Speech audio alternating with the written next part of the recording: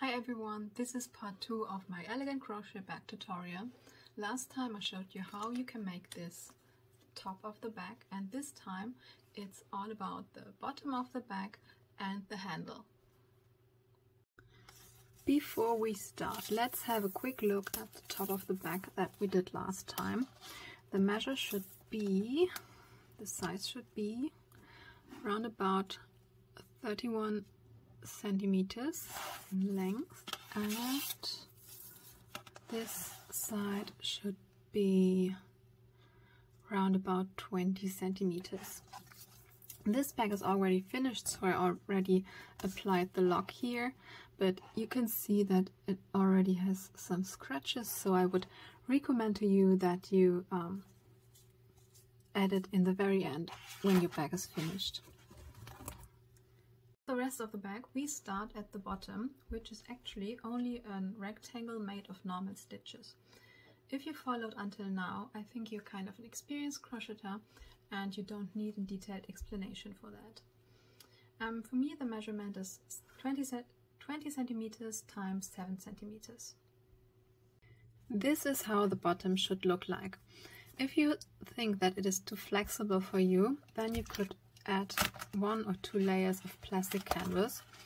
Just cut it in the right size and then sew it on. And for the back feet, you just push them through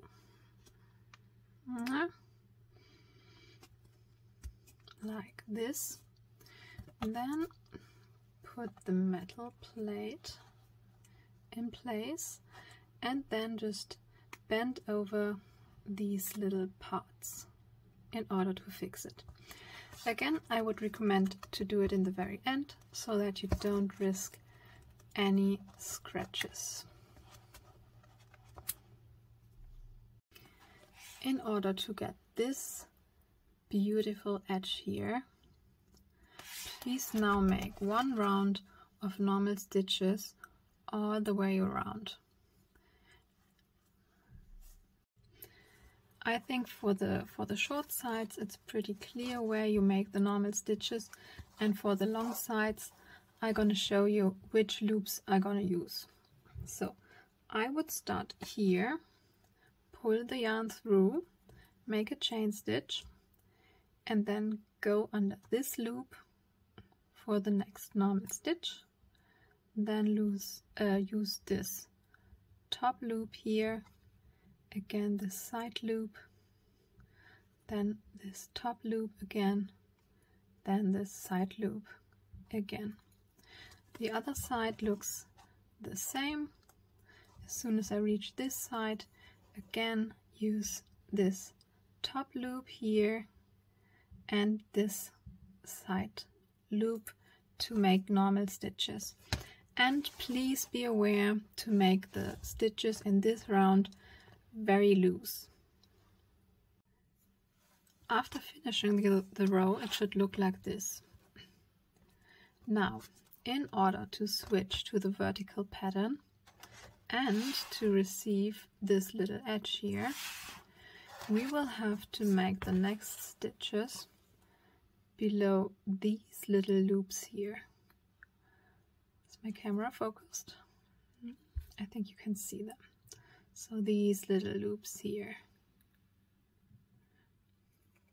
If you think the current row is annoying, this one will be even worse, because I'm not gonna lie, because this is pretty difficult to get under these loops. For me, the easiest way, I will show you how it's done. So,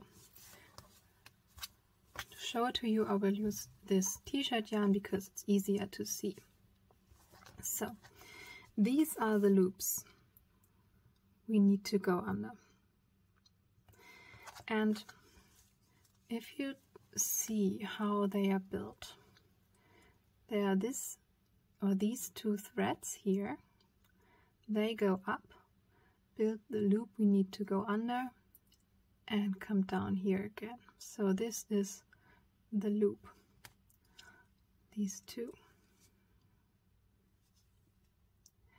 That means, for me, the easiest way is not to try to go under this loop like this, but to poke through here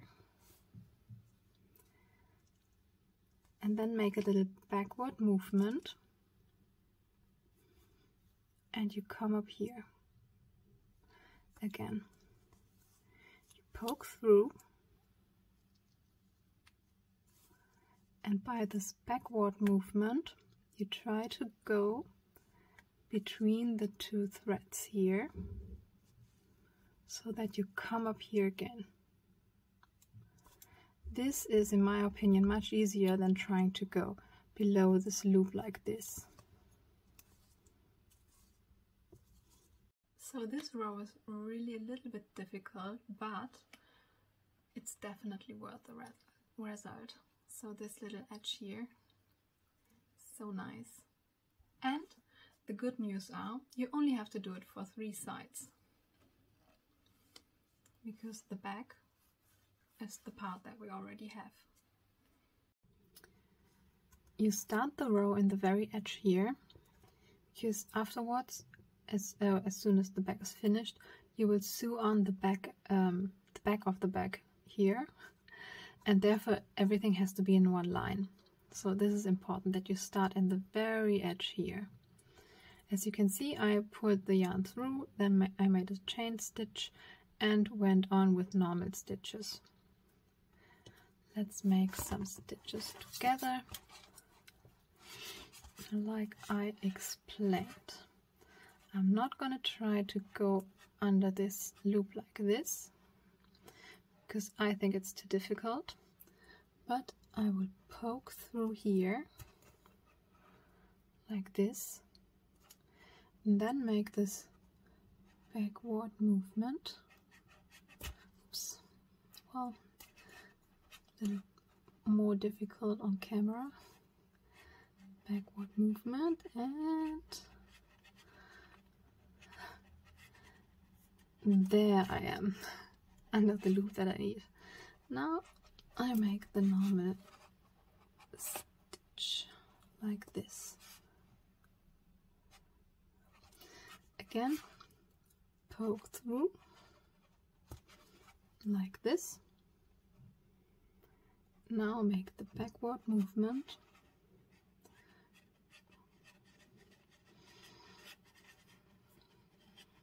And I'm under the loop I need.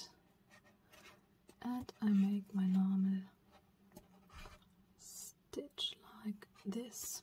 So it will look like this. Then you can already see this beautiful edge here. And you go on like this for all 3 sides and stop there. Please make sure to go on with the stitches until you reach the very edge here on the other side again, like this. Then, as soon as you reach the other side, we make a chain stitch, turn around, and go back with normal stitches.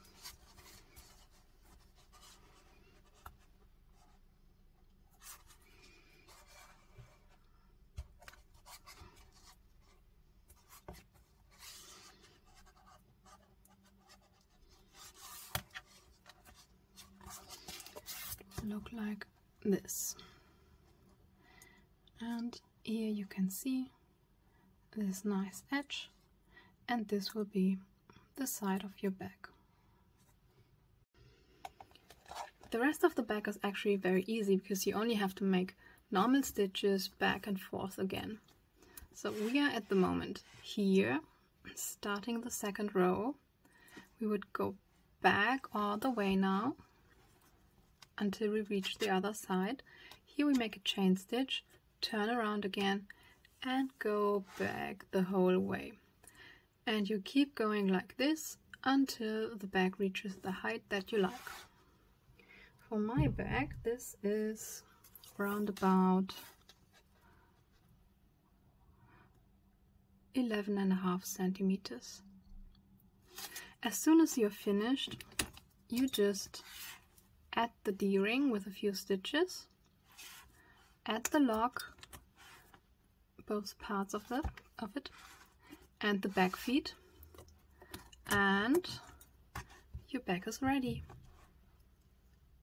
For the handle, I already started with a magic ring and 8 normal stitches. I made the stitches rather loose because you have to bend the ring now a little bit, like this,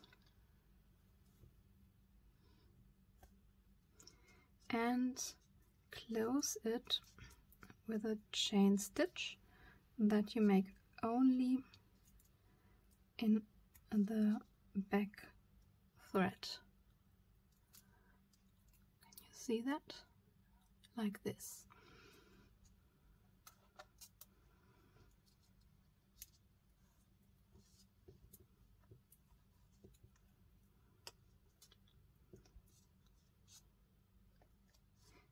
Magic ring should look like this now.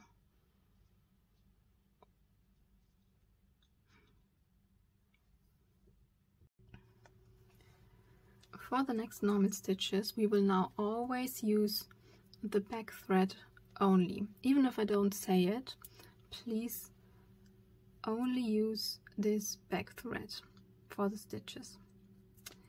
Furthermore, we're gonna make 2 stitches in each loop so that our magic ring will grow to 16 stitches. And we will now add this snap hook. Therefore, you just squeeze your magic ring in it and then go on. If your loop is too tight to reach this loop to make another stitch, then you can first start with a chain stitch to get over this hook, and now you reach the loop and make 1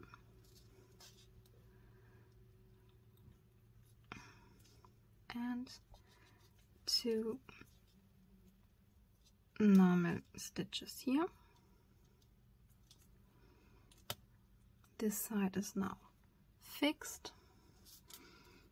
Then go on 2 normal stitches in the next loop.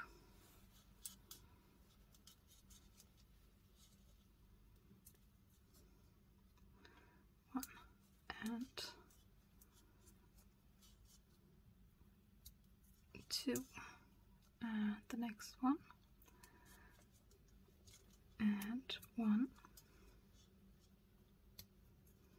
and 2.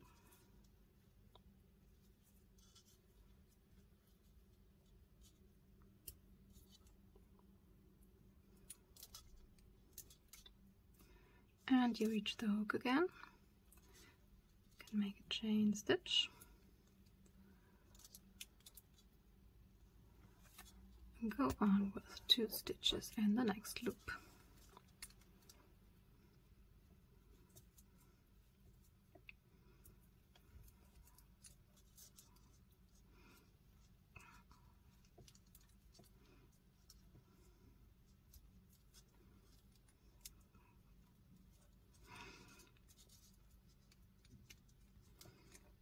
And 2 again.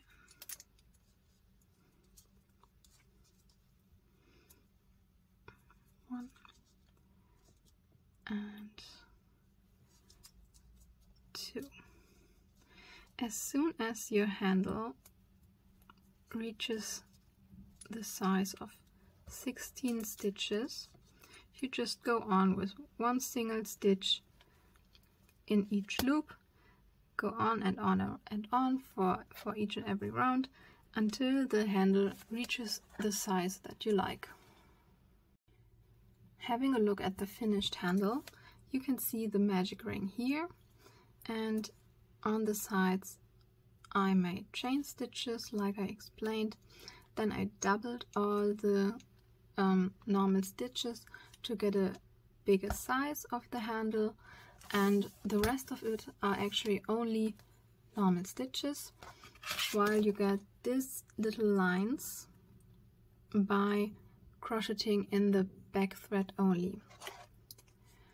As soon as the handle reaches the size that you like, you do